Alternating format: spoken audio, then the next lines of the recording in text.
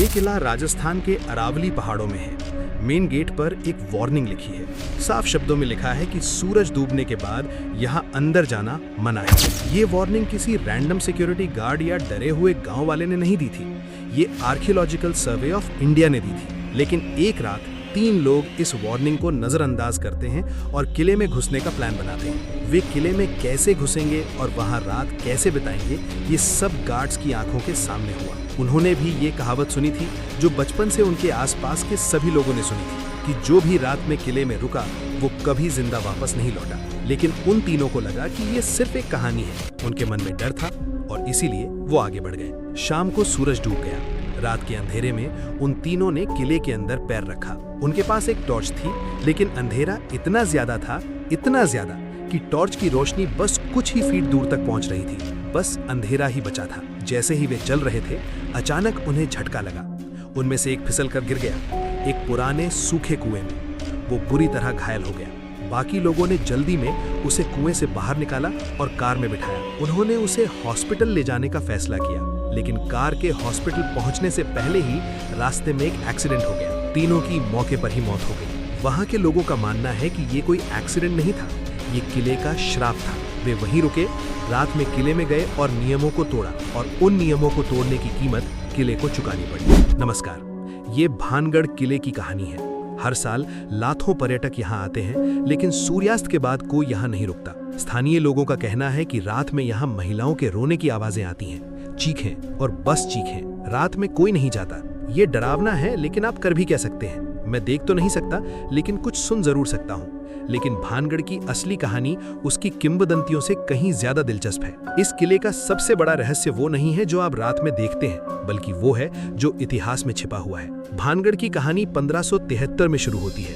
आमेर के राजा भगवंत दास ने अपने छोटे बेटे माधो सिंह के लिए एक नया शहर बसाने का फैसला किया। माधो सिंह मान सिंह के छोटे भाई थे। वही मान सिंह जो मुगल बादशाह अकबर के सबसे करीबी सेनापतियों में से एक थे। माधो सिंह ने अरावली की पहाड़ियों में एक किला बनवाया। ये कोई छोटा मोटा किला नहीं था, ये अपने आप में एक पूरा शहर था। अपने सुनहरे दौर में भानगढ़ में 9000 से भी ज्यादा घर थे। इसका शाही महल 7 मंजिला ऊंचा था। यहाँ कई मंदिर थे, जैसे गोपीनाथ मंदिर। यहाँ ऐसे महल भी थे जहाँ मंत्री रहा करते थे, और यहाँ एक बाजार भी था जहाँ पूरे राजपुताना से व्यापारी आया करते थे। हजारों लोग यहाँ रहते थे, व्यापार करते थे और अपनी जिंदगी बसर करते थे। लेकिन आज अगर आप भानगढ़ जाएंगे तो आपको एक अजीब बात नजर आएगी। किले के अंदर बने किसी भी घर की छत नहीं है। पूरी इमारत तो खड़ी है, दीवारें भी सलामत हैं, लेकिन उनके ऊपर कोई छत नहीं है। स्थानीय लोगों का कहना है कि जब भी कोई छत बनाने की कोशिश करता है तो वो ढह जाती है। टूटी फूटी दीवारें हैं, घर तो हैं लेकिन खाली पड़े हैं, और गलियां वीरान हैं। जिन महलों में कभी लोग रहा करते थे, आज वहां सिर्फ पत्थर ही बचे हैं। जिन मंदिरों में कभी पूजा अर्चना होती थी, आज वहां सिर्फ घास फूस उगाई है। आखिर 9000 घरों वाला एक पूरा शहर अचानक खंडहर में कैसे तब्दील हो गया? भानगढ़ के स्थानीय लोग इस बारे में 2 कहानियां सुनाते हैं, और दोनों कहानियों का अंत एक ही चीज से होता है, एक श्राप से। बाबा बालूनाथ का श्राप। पहली कहानी एक साधु के बारे में है। कहा जाता है कि जब माधो सिंह ने भानगढ़ के लिए जगह चुनी तो वहां बाबा बालूनाथ नाम का एक साधु तपस्या किया करते थे। माधो सिंह ने बाबा से किला बनाने की अनुमति मांगी। बाबा ने अनुमति दे दी, लेकिन एक शर्त पर। किले की ऊंचाई इतनी ज्यादा नहीं होनी चाहिए कि उसकी परछाई बाबा के घर पर पड़े। अगर ऐसा हुआ तो पूरा शहर तबाह हो जाएगा। राजा माधो सिंह ने ये शर्त मान ली। शुरू में इस किले में केवल 4 मंजिलें ही बनाई गई थी, ताकि बाबा का घर परछाई से ढक न जाए। लेकिन बाद में माधो सिंह के पोते अजब सिंह ने किले को बढ़ाकर 7 मंजिलों का कर दिया। बाबा का घर परछाई से ढक गया। यही वो एकमात्र शर्त थी जिसे तोड़ा गया, और कहानी के अनुसार भानगढ़ तबाह हो गया। ये पहली कहानी है, लेकिन दूसरी कहानी तो और भी ज्यादा डरावनी है। इसके अनुसार भानगढ़ में सिंघिया नाम का एक तांत्रिक रहता था। वो काले जादू का माहिर था। उसने भानगढ़ के छतर सिंह की बेटी राजकुमारी रत्नावती को देखा। वो अपनी खूबसूरती के लिए पूरे राज्य में मशहूर थी। सिंघिया जानता था कि क्योंकि वो एक तांत्रिक है, इसलिए राजकुमारी उसे कभी नहीं अपनाएगी। इसीलिए उसने काला जादू किया। एक दिन राजकुमारी रत्नावती बाजार गई और एक परफ्यूम की दुकान पर रुकी। सिंघिया को एक मौका दिखा। उसने परफ्यूम की बोतल को प्यार की दवा में बदल दिया। प्लान ये था कि जैसे ही राजकुमारी परफ्यूम लगाएगी, वो सिंघिया के जाल में फंस जाएगी। लेकिन रत्नावती चाल समझ गई। उसने परफ्यूम की बोतल एक बड़े पत्थर पर फेंक दी। काला जादू काम कर गया, लेकिन रत्नावती के बजाय ये पत्थर पर काम कर गया। वो जादुई पत्थर जो अब सिंघिया के प्यार में डूबा हुआ था, सिंघिया की ओर लुढ़का और उसे कुचलकर मार डाला। लेकिन मरने से पहले सिंघिया ने उन्हें श्राप दिया कि मंदिर को छोड़कर पूरा किला नष्ट हो जाएगा, महल में रहने वाला कोई भी नहीं बचेगा और कोई भी दोबारा जन्म नहीं लेगा। कहा जाता है कि अगले साल भानगढ़ और अजबगढ़ के बीच बहुत भयानक लड़ाई हुई और राजकुमारी रत्नावती की मौत हो गई। भानगढ़ पूरी तरह से तबाह हो गया और लोगों के मुताबिक राजकुमारी रत्नावती, सिंधिया तांत्रिक और यहाँ मरने वाले दूसरे लोग श्राप की वजह से दोबारा पैदा नहीं हुए। इन सभी लोगों की आत्माएं आज भी भानगढ़ किले में भटक रही हैं। इसीलिए कहा जाता है कि ये आत्माएं रात में लोगों को डराती हैं और इसीलिए जो कोई भी रात में यहाँ रुकता है वो कभी जिंदा वापस नहीं लौटता। और ये अकेली कहानी नहीं है, पूरा इंटरनेट भानगढ़ की ऐसी भूतिया कहानियों से भरा पड़ा है। वहाँ के लोग कहते हैं कि कभी औरतें रोती हैं तो कभी औरतें चूड़ियां तोड़ देती हैं, कभी उन्हें शादी की आवाज सुनाई देती है तो कभी उन्हें चीखें सुनाई देती हैं, जैसे कोई मदद की भीख मांग रहा हो। टूरिस्ट्स कहते हैं कि किले में घूमते समय उन्हें ऐसा लगता है जैसे कोई उनका पीछा कर रहा है।